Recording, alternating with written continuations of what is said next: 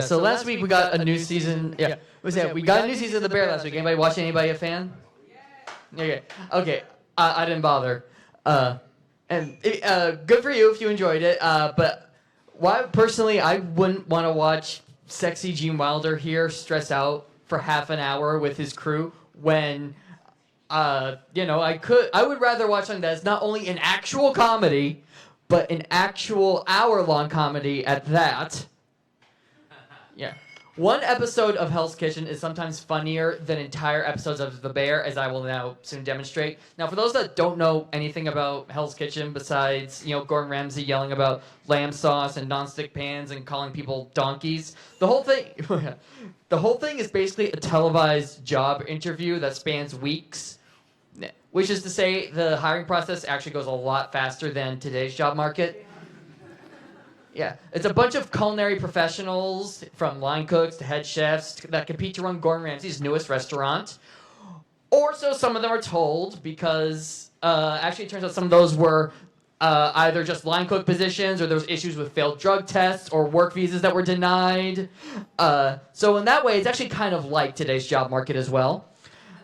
But generally speaking, these people are competing to run a Gordon Ramsay restaurant. My fixation first started in season 3 in 2007 when my mom had the show playing on our family room TV, and I knew immediately I wanted the winner to be nanny and personal chef Bonnie, because I thought she was cute. And because I was a good Christian boy back then, I knew for a fact that God heard me pray every single time she survived elimination. After all, there had been precedent for the prayers of a preteen boy to allow reality show contestants to go the distance. Only the previous year, my prayers were the reason that Taylor Hicks won American Idol in 2006. Soul Patrol! Okay, so Bonnie actually finished in second, but given what we know about the prizes of Hell's Kitchen, that may have been a blessing in disguise. Either way, I haven't gone to church in years. My fixation would be on and off again throughout the years, the 2000s and the 2010s, but then, of course, truly came into its prime when 2020 hit, lockdown hit. I binge-watched all the seasons I'd missed. I bought the official Hell's Kitchen cookbook. I bought a chef's coat and adopted a love language that consisted of the words, "Yes, chef." The first thing I cooked was an herb-crusted rack of lamb, as seen in this picture my mom took without me knowing. And the reason I'm wearing earbuds there is probably because I am listening to an episode of Hell's Kitchen to get into the right mindset. Although I probably wouldn't need a picture to remember that day because of what happened when it got to working on the mashed potatoes. What you're looking at is a picture right now of our kitchen cabinet after I put butter in a saucepan without me realizing that the heat was set to too high, not only causing the butter to melt in record time, but also burst into flames. So maybe I got a little too into the Hell's Kitchen spirit. I mean, what else do you expect from a show whose title song is literally called Fire? But that cabinet has actually been that way for 5 years now. And so, of course, just last week, we finally got around to replacing our refrigerator. But that was my first time cooking something from that book. And Hell's Kitchen is proof that sometimes first impressions aren't always the most accurate ones. Because the first episode usually begins with season 5 winner Danny, seen here being doing the best impersonation of Elon Musk high on ketamine at a Trump rally. His signature dish, the very first challenge of the episode, was something called my slides are all fucked up. Sorry, but the slide this was something called mahi gone bananas, which was pretty much mahi with a grilled banana. Yeah, you probably could have guessed this, but just to confirm, he is from Florida.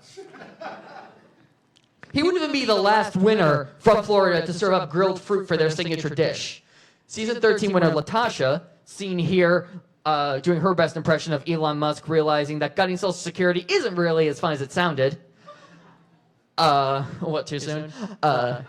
Served up a grilled hickory-rubbed watermelon. It went over about as well as the grilled banana. But she did show great work ethic, as exemplified in this confessional right here. So lackadaisical. Chef Ramsay says that we're lackadaisical. As soon as I find out what that means, I'm gonna make sure that I'm never that way again. Yeah.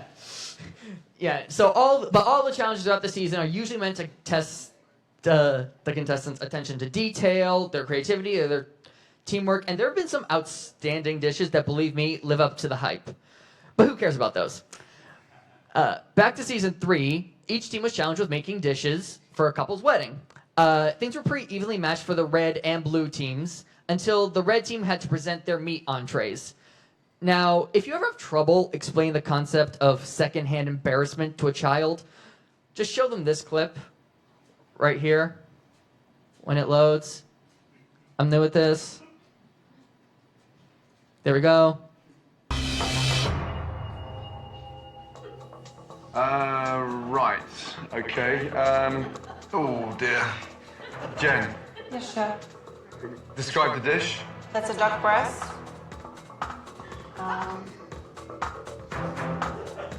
First of all, I'm deeply embarrassed. I am as well. Needless to say, the red team did not win the challenge. And now back to season 13. This is Sade. She finished in 3rd place.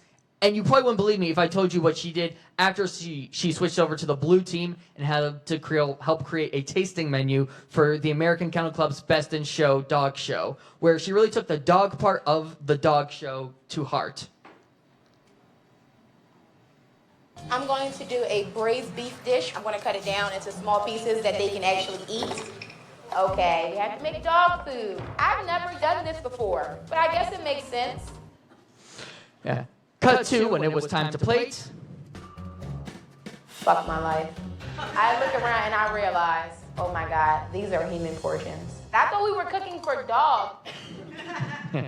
But some regrets in Hell's Kitchen don't come until much later after the show, years after the show, as evident by this season 8 clip that aired in 2010, where a limo with some mystery guests pulled up in front of Hell's Kitchen. Who's coming out that limo? You know, I'm getting real excited. Say good evening. Maybe it's like Kobe, maybe it's Diddy. Oh, I hope it's P. Diddy.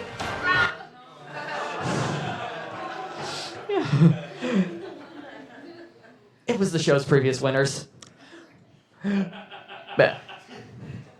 But other contestants, especially when it comes to their plea about why they should stay in Hell's Kitchen, sometimes they say things that get them immediately booted from the show. Shit.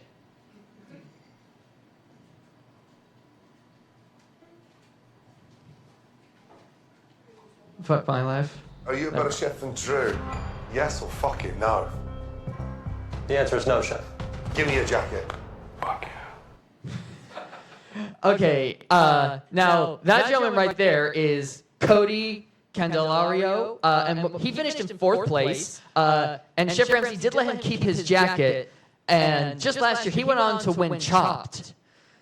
Okay, he's actually drunk in this picture, and the reason I know that is because, not because it was highlighted in the show, but because I've been in correspondence with Cody via Instagram DMs. He told me that he gave me full permission to use this photo, and I in turn gave him the link to watch the live stream to this right now. Hello, Cody. He also told me, and I quote, "Film it or it didn't happen, bitch."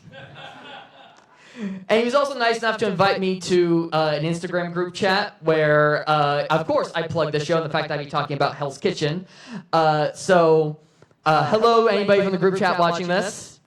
So if there's a higher than usual amount of live streams from this, Virginia, caveat, you're welcome. Well, my time is almost up, and if anyone knows how to give parting words, it's eliminated contestants from Hell's Kitchen who've been showed the door, especially these individuals who chose to flavor their remarks with some high amounts of salt. Good night. Good night. Yeah, good night, asshole.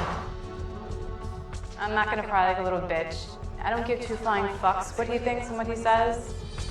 He can kiss my big fat ass. Bye, Chef Ramsay. Others are more salty at their team in general. Barrett, you are a weapons-grade douchebag. Zach, you're two-faced as shit. Michael, you are STOOPID stupid. My message to the blue team is shove it up your ass. And some are salty towards an individual. Or maybe that last slide didn't make it in. Barrett, Yeah, fuck. No, yeah, we know. Okay, well, it's gonna be a guy calling one of his fellow contestants a Napoleon complex piece of shit motherfucker. Yeah, so you get the idea. But luckily, the only saltiness from me tonight will be the rim of margarita from my margarita glass I drink as I celebrate the fact that I got to share clips like that to a paying audience. Thanks so much.